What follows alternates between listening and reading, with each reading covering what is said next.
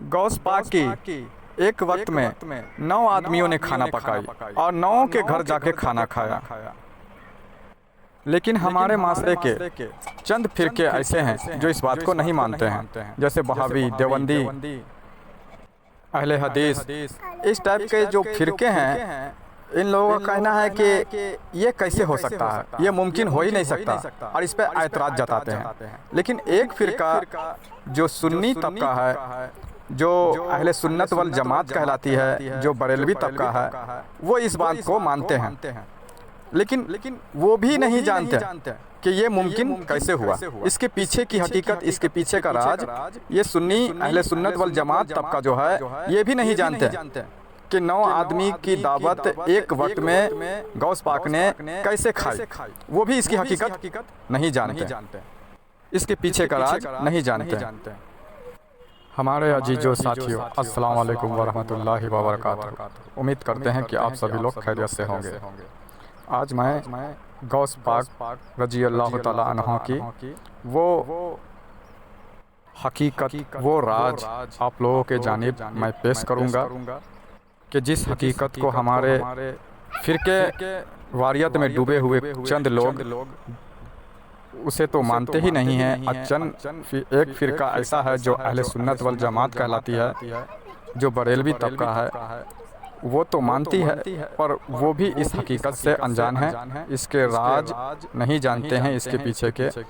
तो चंद ऐसी बातें, ऐसी रूहानियत से जुड़ी तालीमातें जो राज खोलती है, वो राज वलियों की हिकायतें, वलियों की ही किताबों से ली गई है, और आप लोगों के जानिब मैं पेश कर रहा हूँ। सरकार गौहर शाही के करम से सरकार गौहर शाही ने खुद ये रिवायतें, इसकी हकीकतें, इसके राज खोले हैं। तो मुलाहिजा फरमाएं, और उम्मीद करते हैं कि आप लोग इस गुफ्तगू को, इस जानकारी को पसंद फरमाएंगे और किसी भी तरह का कोई नुक्ताचीनी नहीं लगाएंगे, क्योंकि जो लोग नहीं जानते हैं आज वो भी जान लें कि कुछ ऐसे राज हैं जो आपको इल्म शरीयत में रहकर और ज़ाहिरी किताबों के बुनियाद पर उस राज को जाना नहीं जा सकता। लेकिन रूहानियत की तालीम ऐसी है, बातनी तालीम ऐसी है कि जिसके ज़रिए वो राज हम पर खुलते हैं, वो राज हम जान पाते हैं। तो उसी रूहानियत के बुनियाद पर, उसी रूहानियत की तालीमातों से, बातनी किताबों से ये राज आप लोगों के जानिब खोली जा रही है, जो सरकार गौहर शाही ने खुद इरशाद फरमाए हैं, और दीगर वलियों ने भी ये राज खोले हैं रूहानियत के जरिए, इल्म बातिन के जरिए। तो आप लोग इस बात पर गौर तलब फरमाएं और इस चीज़ को अपनाने के लिए औलिया इकराम से, वलियों से ताल्लुक़ जोड़ने की कोशिश करें। तो सरकार गौहर शाही फरमाते हैं कि गौस पाक की एक वक्त में 9 आदमियों ने खाना पकाई और 9 के घर जाकर उन्होंने दावत खाई। जो कुछ फिरका इसे नहीं मानता है और इस पे फतवे देता है, इसको गलत जानता है और कहता है कि ये झूठ है, ये मनगढ़ंत कहानी है। लेकिन अहले सुन्नत वल जमात, सुन्नी तबका इस बात को मानता है, और वो भी नहीं जानता कि ये कैसे हुआ, इसकी पीछे की हकीकत क्या है। गौस पाक का जिस्म मुबारक मस्जिद में इमाम के साथ था, और उधर जिस्म के अंदर की चीज़ें जो लताइफ कहते हैं, जो इंसान के जिस्म के अंदर 7 रूहें हैं, वो रूहें, वो लताइफ निकल कर उधर जाकर खाना खा रही थी, दावत खा रही थी। अगर उन्होंने, गौस पाक ने खाना खाया होगा तो बैठी भी होंगी, उठी भी होंगी और बातें भी की होंगी, और जिसमें उठने, बैठने और बात करने की ताकत हो, तो नमाज में भी यही कुछ है। हो सकता है शेख अब्दुल कादिर जिलानी रहमतुल्लाह अलैह की नमाज खानाए काबा में होती हो, और उधर बहुत से लोगों ने ये बात फरमाई है, और बहुत से लोगों का इस पर अकीदा है कि दरवेशों की नमाज अर्श मुअल्ला में होती है। अब भला दरवेशों की नमाज अर्श मुअल्ला में कैसे होती है? वो होता यूं है कि ये जिस्म अर्श मुअल्ला में नहीं जाता, इस जिस्म के अंदर की चीज़ें, उसके लताइफ, उसकी रूहें वो अर्श मुअल्ला में जाती है और वहाँ जाकर नमाज अदा करती है। ये है इसकी हकीकत। जब कोई शख्स अल्लाह अल्लाह के तसब्बुर में लग जाता है, हमारे अजीजों साथियों, एक बात जान लें कि जिस्म से आप लाख इबादत, नमाजें, रब को सजदे वगैरह कर लें, लेकिन अगर आपका तसब्बुर मजबूत ना रहा, आपका अकीदा, आपका ईमान, आपका यकीन, तवक्कल मजबूत ना रहा रब की जात पर, तो सारे सजदे बेकार, सारी रियाजतें, बंदगी जिस्म से बेकार, काम नहीं आएगी। ये अकीदे, ईमान, तवक्कल रब की जात पर होना, तसब्बुर सबसे बड़ी ज़रूरी चीज़ है आपके अंदर होना रब का। तसब्बुर से ही कामयाबी है। लेकिन हमारे माशरे के लोगों का देखा गया है कि नमाज तो पढ़ते हैं, रोजे तो रखते हैं, सजदे पे सजदे करते हैं, नफिल सुन्नतें भी अदा करते हैं, लेकिन ख्याल, तसब्बुर, सजदों में बीवी, बच्चे, कारोबार, दुनिया रहती है। और ये सबसे बड़ा शिर्क है। हमारे माशरे के मौलवी उलमा शिर्क कहते हैं ना, और कहते हैं कि अल्लाह को शिर्क नहीं पसंद है। और बहुत सारे मुसलमान ये बात जानते हैं कि अल्लाह को शिर्क पसंद नहीं है। अल्लाह की बंदगी में किसी चीज़ को शरीक ना करो। तो यहाँ पे सजदे कर रहे हैं, नमाज पढ़ रहे हैं, रोजे रख रहे हैं, और दुनिया को, बीवी, बच्चे, परिवार को, कारोबार को लेकर सजदे कर रहे हैं। तो ये हो गया हकीकतन शिर्क। ये हो गया शिर्क। अल्लाह के कामों में, अल्लाह की बंदगी में गैर अल्लाह को शरीक करना, यानी कि ये दुनियादारी, ये गैर अल्लाह है, फना हो जाने वाली चीज़ है। इसको शरीक करना, इसे तसब्बुर में जमाए रखना और लेकर सजदे करना, ये है दरअसल हकीकतन शिर्क। इसे कहते हैं शिर्क, यानी कि अल्लाह के बंदगी में शरीक करना, गैर चीज़ को, फिजूल चीज़ को, हराम चीज़ को, जो अल्लाह को पसंद नहीं है। और इस वजह से मुसलमान सजदे करके भी, नमाजें अदा करके भी वो अपनी ज़िंदगी, अपने वक्त बर्बाद कर रहा है, जाया कर रहा है, कामयाब नहीं हो पा रहा है।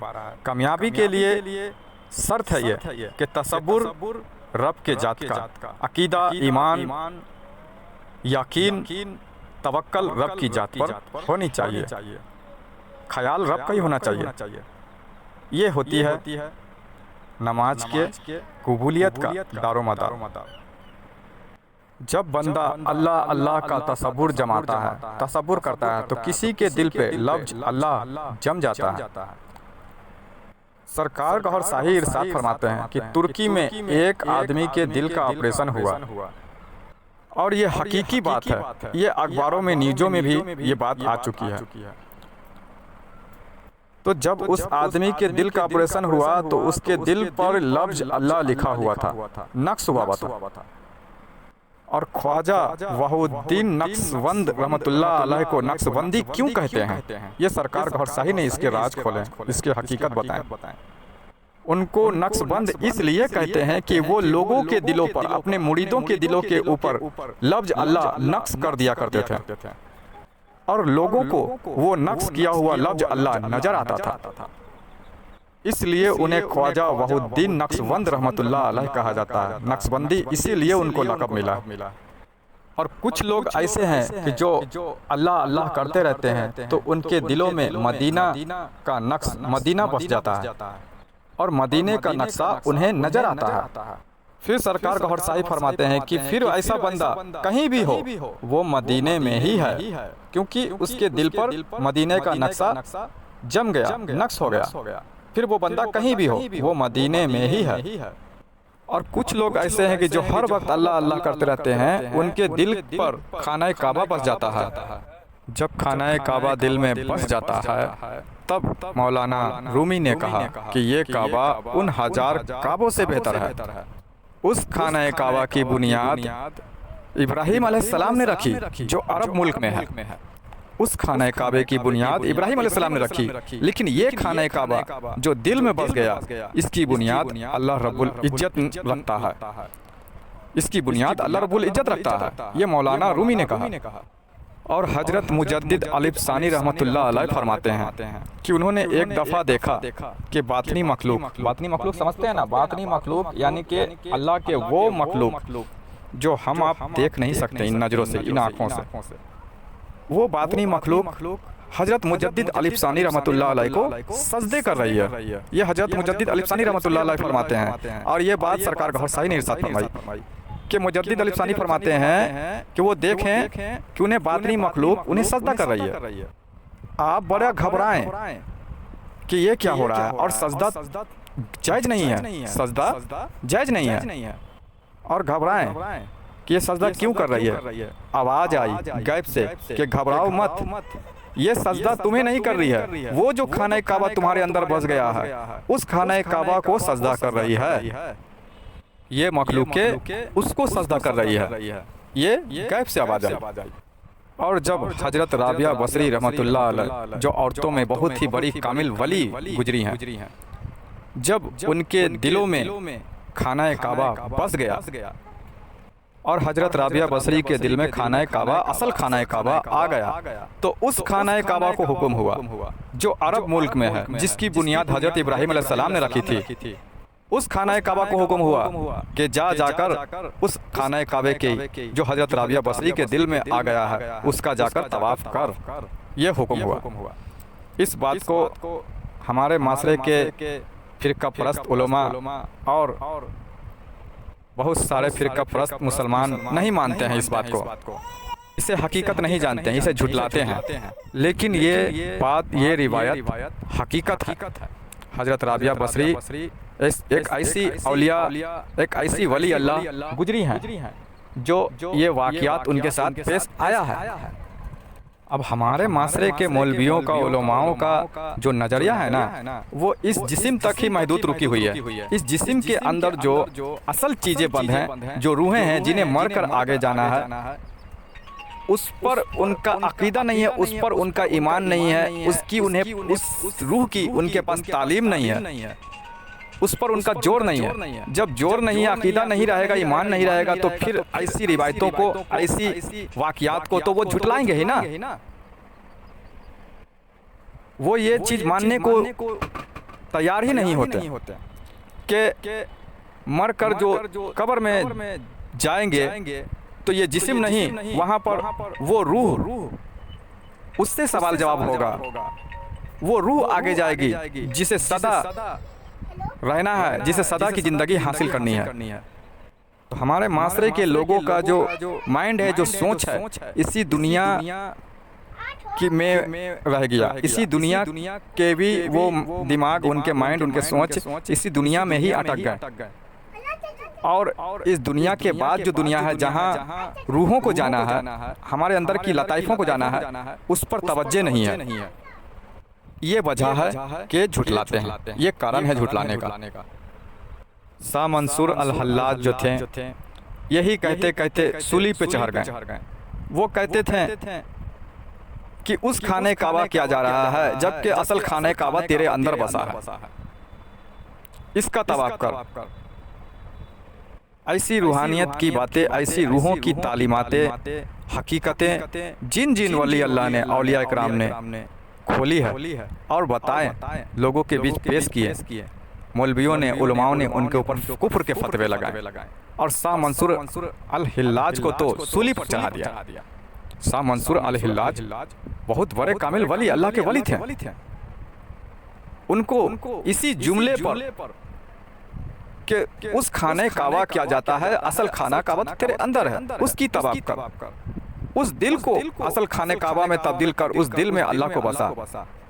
ये अल्फाज, इस जुमले पर मौलवियों ने, उलमाओं ने उन्हें कुफ्र के फतवे लगाए। कौन से मौलवी, कौन उलमा? ये शरीयत के उलमा जो ये दुनियावी इल्म पर ही किनात किए हुए हैं, जिन्हें रूह से कोई तरोकार नहीं, कोई मतलब नहीं, रूह की तालीम से भी कोई मतलब नहीं। तो ऐसे उलमाओं को समझ में नहीं आया हकीकी तालीम और रूहों की राज, और उन्होंने कुफ्र के फतवे लगाए और शाह मंसूर अल-हिल्लाज को सूली पर चढ़ा दिया। आज देखिए ना, हजरत अल्लामा इकबाल रहमतुल्लाह अलैह के वो शायरी, शेरो शायरी हमारे माशरे के उलमा इस्तेमाल करते हैं, अपने तकरीरों में, अपने बयानों में लोगों को सुनाते हैं। और वो बहुत जो भी शेर लोगों में पेश करते हैं, वो शेर उनकी रूहानियत से हकीकत पर मबनी होती है। हज़रत अल्लामा इकबाल रहमतुल्लाह अलैह की और दीगर उलमाओं ने और बहुत सारे जो मौलवी हैं, इनके शेर व शायरी को इस्तेमाल करते हैं अपने तकरीरों में, बयानों में पेश करने के लिए। और अल्लाह ने इन्हें बहुत बड़े मर्तबे पर फैज़ किया है, हज़रत अल्लामा इकबाल रहमतुल्लाह अलैह को, और अपनी विलायत से भी नवाजा है। ऐसी बात नहीं है कि वो सिर्फ शेर व शायरी ही करते थे, वो अल्लाह के वली भी थे। तो हज़रत अल्लामा इकबाल रहमतुल्लाह अलैह को भी उलमाओं ने, मौलवियों ने, मुफ्तियों ने नहीं छोड़ा। उनके ऊपर भी कुफ्र के फतवे लगाए। उन्होंने कहा कि लोग कहते हैं कि अल्लाह सहरक के नज़दीक है, हर आदमी ये कहता है कि अल्लाह सहरक से भी नज़दीक है। तो हज़रत अल्लामा इकबाल रहमतुल्लाह अलैह ने यही कहा था कि हम बुरे काम करते हैं, शराब पीते हैं, कुछ भी करते हैं, तू तो हमारे सहरक के नज़दीक है, तू भी हमारे साथ होता है। जब तू हमारे साथ होता है तो फिर हिसाब किताब किस चीज़ का? ये हज़रत अल्लामा इकबाल रहमतुल्लाह अलैह ने ये जुमले कहे थे। इस बात पर लोगों ने, मुफ्तियों ने, उलमाओं ने उनके ऊपर भी कुफ्र के फतवे लगाए। लेकिन हज़रत अल्लामा इकबाल रहमतुल्लाह अलैह ने जब कुफ्र के फतवे लगे तो ऐसे मुफ्तियों को, उलमाओं को जवाब दिया कि अल्लाह सहरक से भी ज़्यादा नज़दीक उन लोगों के साथ है कि जिन लोगों ने अल्लाह को अंदर बसा लिया, उनके साथ है अल्लाह। उसके साथ अल्लाह जो है सहरक से भी ज़्यादा नज़दीक है, जिन लोगों ने अल्लाह को अंदर बसा लिया। ऐसे उलमाओं को, मौलवियों को, जिन्होंने कुफ्र के फतवे हज़रत अल्लामा इकबाल पर लगाए, तो ऐसे लोगों को हज़रत अल्लामा इकबाल ने जवाब भी दिया कि जिन लोगों ने अपने अंदर को बेदार कर लिया, अपने अंदर को पाक कर लिया, और जिन लोगों ने अपने दिल में अल्लाह को उतार लिया, दिल में बसा लिया, उसी के लिए अल्लाह सहरक से भी ज़्यादा नज़दीक है। उसी के लिए है अल्लाह सहरक से भी ज़्यादा नज़दीक। और एक हदीस शरीफ में भी ये बात आई है कि जो बंदा नवाफिल के जरिए जो मेरा कुर्ब हासिल कर लेता है, जब वो कुर्ब हासिल कर लेता है तो मैं उसके हाथ बन जाता हूँ कि जिससे वो पकड़ता है, उसकी जुबान बन जाता हूँ कि जिससे वो बोलता है, उसके कदम बन जाता हूँ कि जिससे वो चलता है। तो ये बात आज के माशरे के लोग वो हदीस उठाते हैं, पढ़ते हैं और नवाफिल पे नवाफिल पढ़ते हैं। वो हदीस पढ़ने के बाद नवाफिल अदा करना शुरू कर देते हैं, लेकिन अल्लाह का कुर्ब हासिल नहीं कर पाते हैं। तो इस हदीस की जो हकीकी राज है, इसके पीछे की जो हकीकत है, उस पर गौर नहीं करते हैं। ये हदीस उन लोगों के लिए है जो खाने काबा को या अल्लाह को, इसमें जात अल्लाह को, अल्लाह का नक्श अपने सीने में, अपने दिल में बसा लेते हैं। ये उन लोगों के लिए है, हर किसी के लिए नहीं है। लेकिन लोग हदीस उठाते हैं, इसकी बातनी तसरीह नहीं करते हैं, इसकी राज, इसकी हकीकत नहीं जानते हैं, और नफिल पे नफिल अदा करते हैं, कामयाबी नहीं हासिल कर पाते। लेकिन इसके पीछे की जो बातनी तसरीहात है, इसकी जो बातनी राज है, वो ये है उन लोगों के लिए कि जो खाना काबा को या अल्लाह को या इसमें जात अल्लाह अपने सीने में, अपने दिल में बसा लेते हैं, उन लोगों के लिए है। फिर ऐसे लोग नवाफिल के जरिए अल्लाह का कुर्ब हासिल कर लेते हैं। कुर्ब हासिल कर लेते हैं तो अल्लाह ऐसे लोगों का हाथ बन जाता है कि जिससे वो पकड़ता है, जुबान बन जाता है जिससे वो बोलता है, कदम बन जाता है खुदा जिससे वो चलता है, यानी कि अल्लाह उसको विलायत अता कर देता है। ये उन लोगों के लिए। और यकीन कर लो, इल्म बातिन के बगैर, यानी कि रूह की तालीम के बगैर, जिस्म की इबादत बंदगी, जिस्म जाहिरी इल्म का कोई एतबार नहीं है। ज़ाहिरी इल्म का, जिस्म की इबादत का कोई एतबार नहीं है जब तक रूह की तालीम, रूह का इल्म, रूह को अल्लाह की बंदगी में जिसने ना लगाया, ज़ाहिर का कोई एतबार नहीं है। तो रूह की तालीम हासिल करने के लिए, रूह को अपने बेदार करने के लिए, रूह को भी अल्लाह की इबादत सिखाने के लिए वलियों का सहारा लें, वलियों का दामन थामें, औलिया इकराम का शरण में जाएं। और जो औलिया इकराम का, वलियों का तरीका रहा है रूह को अल्लाह की इबादत में लगाने का, वो जिक्र कल्ब देते हैं, आपको तसब्बुरात सिखाते हैं। तसब्बुर में इसमें जात अल्लाह बसाने का, अल्लाह का ख्याल उतारने का, दिल में अल्लाह का जिक्र करने का तरीका सिखाते हैं। तो औलिया इकराम से फैज लेना चाहते हैं तो जिक्र कल्ब की इजाज़त हासिल करें और कामयाब हो जाएं। सरकार गौहर शाही के जानिब से ये रास्ता, ये दरबार सरकार गौहर शाही का खुला है। सभी को जिक्र कल्ब की इजाज़त दी जा रही है। आप भी कॉन्टैक्ट नंबर डिस्क्रिप्शन में है, राब्ता करें और इज़्ने कल्ब हासिल करें। और दीगर रूहानी तालीम हासिल करने के लिए अलरा टीवी यूट्यूब पर सर्च करें और देखते रहें। सैयदी यूनुस अल गौहर की तालीमात सुनते रहें। अस्सलाम वालेकुम वरहमतुल्लाहि व बरकातहू।